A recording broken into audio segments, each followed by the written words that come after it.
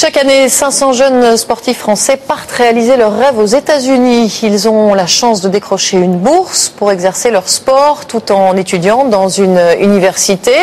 De plus en plus de footballeurs sont candidats au départ cette année.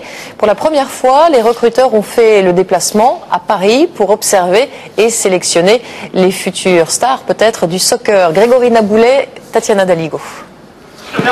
Il a traversé l'Atlantique pour dénicher la perle rare. Entraîneur dans une université américaine, il vient en France pour la première fois superviser de jeunes footballeurs. Je viens de passer 2 semaines en Grande-Bretagne et ici, les joueurs sont meilleurs techniquement. C'est ce qu'on recherche, un jeu différent, plus propre, moins physique. En tout, 10 recruteurs ont fait le voyage. Sous leurs yeux, 30 jeunes footballeurs de haut niveau, tous bacheliers. Ils jouent pour décrocher une bourse de 30 à 50 000 $ et certains font déjà leur petit effet.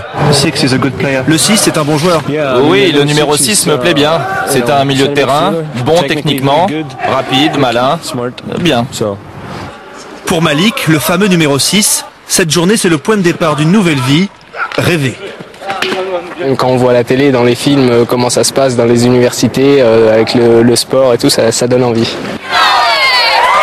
Sur les campus américains, les athlètes sont rois. 6 jours de sport par semaine et diplôme à la clé.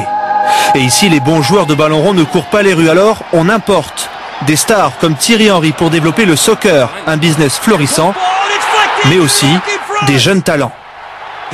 Thibaut, terminal ES, voit son avenir loin de France. Ici, il se dit incapable de mener de front hautes études et football. Son profil intéresse les recruteurs. Avec son accent bien Frenchy, il tente de les convaincre de miser sur lui. Il y a un test à passer, mais ça peut être intéressant. La barrière de la langue, c'est dur? Non, ça va là.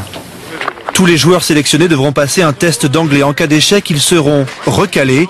Seuls 4 ou 5 d'entre eux réaliseront leur rêve américain.